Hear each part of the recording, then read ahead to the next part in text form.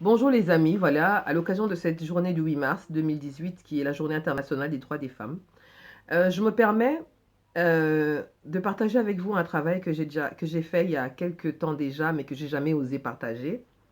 C'est un texte que j'ai écrit pour les femmes et pour toute cette honte que, euh, nous transportons avec nous comme des boulets.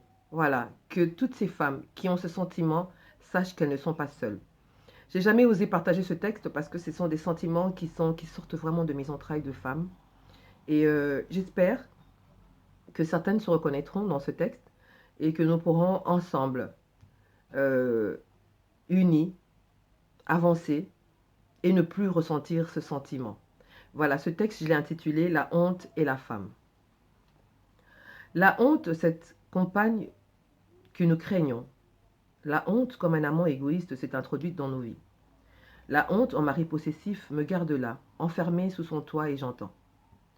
Derrière ce mur de misère fissurée, la honte, comme le mercure, s'infiltre par chacune de mes failles. La honte m'empêche d'ouvrir les yeux, comme un geôlier me surveille, me contrôle, m'empêche de sortir ces cris coincés dans ma gorge. Je suis condamnée. Je suis une conne damnée.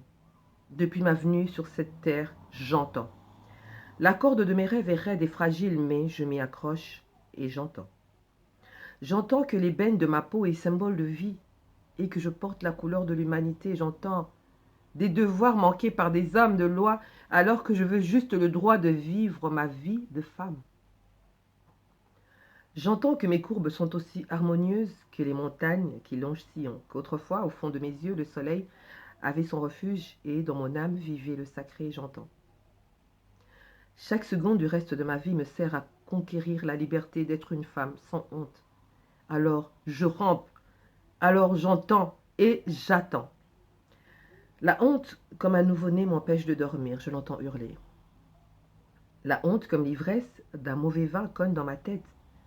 Ici, ma sœur est allée au champ et là, des enfants armés lui ont offert une honte tellement présente qu'on ne voit même plus son sang qui coule. Comme le souffle de vie, la honte se réveille avec moi tous les matins et j'entends. Là-bas, mon autre sœur a eu le sang contaminé par le HIV lors d'une initiation sexuelle. On dit que c'est la honte ancestrale. Avec accord parental et j'entends. La honte colle à la peau comme un vieux tatouage et recouvre mon être de sombres pensées.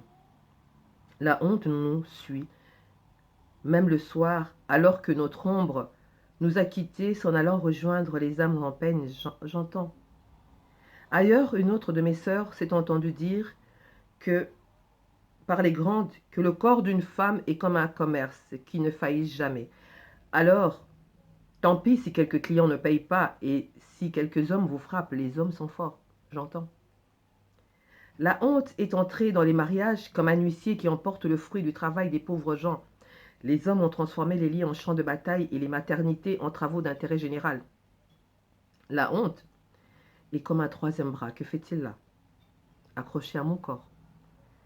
Je pense à toi, ma sœur chérie, à ton pouvoir enlevé à la lame pour te rendre silencieuse. On espère briser le plaisir par la peur. J'entends crier. J'espère que chaque instant qui passe soit une vague et que l'éternité suffise à me rendre propre de toute honte. J'entends. Et la religion, comme une douce prison, me bâillonne davantage. La honte sonne avant mon réveil et quelquefois, comme un sorcier pénètre mes rêves. La honte, comme un cannibale, se nourrit de ma chair et pourtant, je suis encore en vie. J'entends, donc je vis. Ou je vis parce que j'entends. La honte de la honte plus la peur pour mes enfants, cette folle alliée, me transforme en folle alliée. Alors je cherche désespérément d'où me viendra ce sentiment. Un sentiment plus fort que la honte, la fierté. À toutes les femmes de la terre, à toutes les femmes d'Afrique, à toutes les femmes du Congo. Si je suis condamnée à entendre, alors c'est pour vous que j'ai des oreilles. Que plus jamais un royaume n'existe sans que le couronnement des reines ne soit accompagné des sons de tam-tam. Soyons unis, mes sœurs, et éveillés. Des femmes instruites naissent des hommes libres, dit-on. Mais moi, je vous dis que des femmes unies naissent des nations rapprochées. Alors, je vous souhaite à toutes une agréable journée de réflexion. Merci.